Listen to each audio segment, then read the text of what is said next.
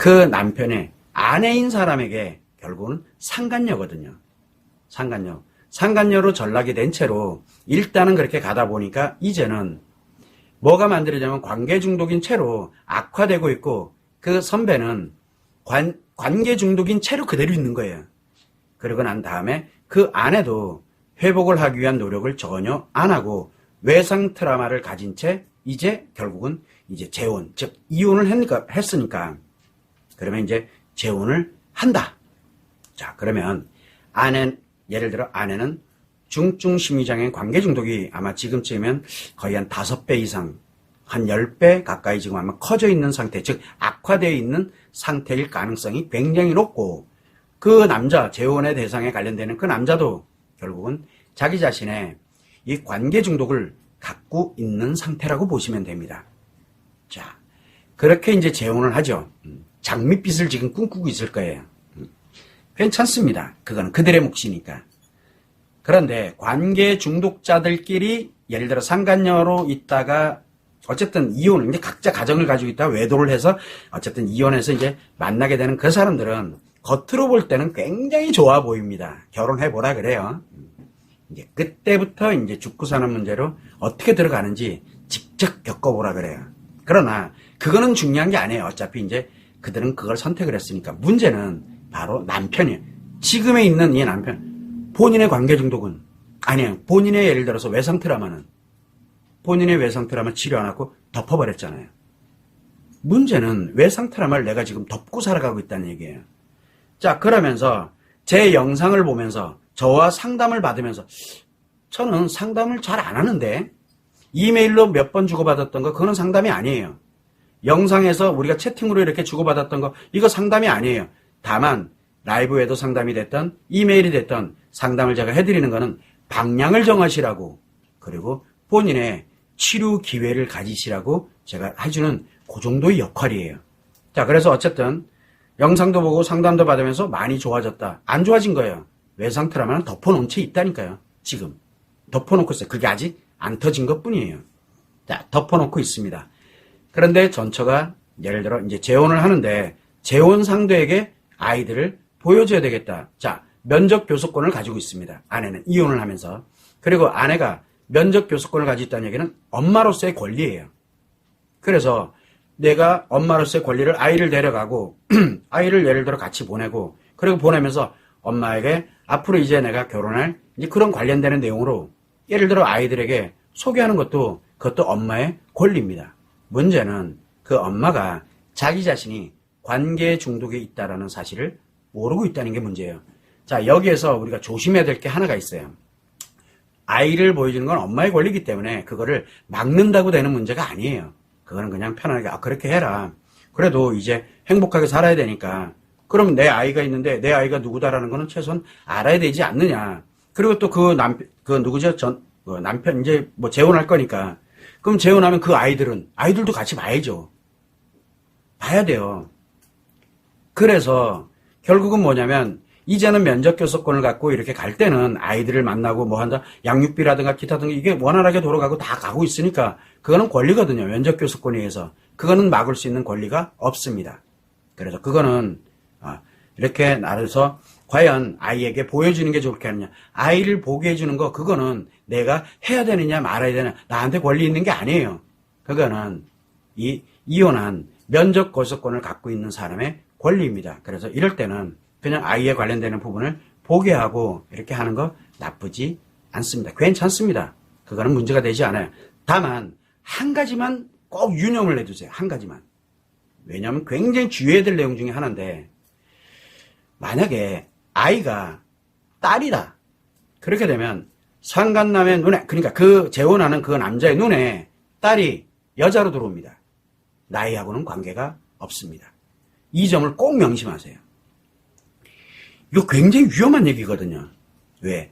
관계 중독은 아내를 제외한 모든 사람, 특히 내가 재혼할 대상이 재혼할 대상이 말 그대로 관계 중독인 채로 그러니까 서로 목적을 갖고 지금 재혼하는 거예요. 그런데 재혼하는 대상에 딸이 있어. 그러면은 그것도 동급으로 느껴집니다. 기회가 안 올 뿐이죠. 그래서 그럴 때는 만약에 딸이 있는 경우에는 그 딸을 보호하셔야 됩니다. 그 무슨 얘기냐면 1박 2일이 어떻고 뭐가 어떻고 막 이런 그런 개념 쪽을 이 아내에게도 전처에게도 이야기를 해서 여기까지만. 그러니까 면접교섭권을 갖고 있는 사람으로서 그렇게 진행하는 건 뭐라 하지는 않습니다. 그러나 딸이라 그러면 딸을 성에 노출시켜서는 안 됩니다. 왜냐하면 상대에 관련되는 그 재혼 상대에 관련되는 남편의 재혼 상대잖아요. 전처의 재혼 상대는 이 전처의 딸이죠. 어떻게 보면 내 딸이 되는 건데 딸을 여자로 봅니다. 딸을. 그래서 그런 부분을 항상 염두를 내두고 시간적인 여유, 그러니까 뭔가를 보호할 수 있는 안전장치를 만드는 게 굉장히 중요합니다. 그 점만 주의를 하시면 되고 나머지는 전처의 권리이기 때문에 면접교섭권을 가지고 있는 전처의 권리이니까 그거에 대한 부담에 대한 거는 당연히 내가 이래라 저래라 할 사안은 아니라고 말씀을 드리는 겁니다. 그 점을 참고로 해도 왜 아이들에겐 엄마이거든요. 아이들에게는 그거를 막을 권리는 없습니다. 그래서 아이들이 예를 들어 전처가 같이 이렇게 있으면서 뭐 재혼한 남편을 뭐 어쩌고 한다 이렇게 가는 이런 부분들에 대한 것들을 하는 거는 뭐라고 할 수 괜찮아요. 뭐 그거는 그렇게 크게 중요하지가 않아요. 그리고 내가 이제 아이들을 잘 케어를 하는 것도 굉장히 중요하고요. 그래서 아이들을 정말 잘 케어하고 이렇게 갈 때 그거는 이제 전처의 권리이기 때문에 해주면 되는 거고, 한 가지 딸일 경우에는 주의해야 될 점 꼭 명심을 하시고, 가장 중요한 거는 뭐냐, 나의 외상 트라우마예요. 덮어놓지 마세요. 좋아진 것처럼 느껴지는 게 아니에요. 지금 외상 트라우마는 그대로 있어요. 그러다가 어느 여자를 만나거나 어느 뭔가 만나고 뭐가 되면은 이 외상 트라우마가 뚜껑이 열립니다. 열리고 나면은 그때부터는 더 이상 지금의 내가 알고 있는 내가 결코 아닙니다. 완전히 말도 안 되는 일로 별의별 것도 아닌 걸 가지고서도 엄청나게 불같이 화를 낼 수도 있고, 아이들 양육할 능력도 사라지게 되고 말도 안 되는 일이 막 벌어집니다. 그래서 지금 조금 많이 안정되어 있을 때, 그때 나의 외상 트라우마 반드시 치료해야 됩니다. 영상으로 그리고 상담으로는 외상 트라우마 치료 불가능합니다. 꼭 참고를 해주시면 좋을 것 같습니다. 나중에 아이가 사실을 알게 되어 상처받을까 하는 생각에 여쭤봐서, 그거 사실을 알게 되는 것 또한 전처의 몫입니다. 아이들이 엄마에 관련된 거에 대해서 엄마가 왜 이렇게 해서 뭐 어쩌고 저쩌고 상처를 입고 뭐 한다 그러면은, 내가 아이들이 상처받고 힘들다 그럼 내가 양육권자잖아요. 내가 아이들을 왜 보호를 못합니까? 중요한 건 내 외상 트라우마 치료 안 돼 있으면 아이들 보호하는 능력이 사실은 거의 없습니다. 아이들을 즐겁고 재밌게는 이렇게 이끌어갈 수 있을지는 모르지만 아이들 문제 생겼을 때 치료하고 뭐하고 하는 건 굉장히 어렵습니다. 그래서 다른 거는 몰라도 내 외상 트라우마는 반드시 치료해 놓으세요. 아이들을 위해서도 나를 위해서도 꼭 그게 중요합니다. 참고를 해주시면 좋을 것 같습니다.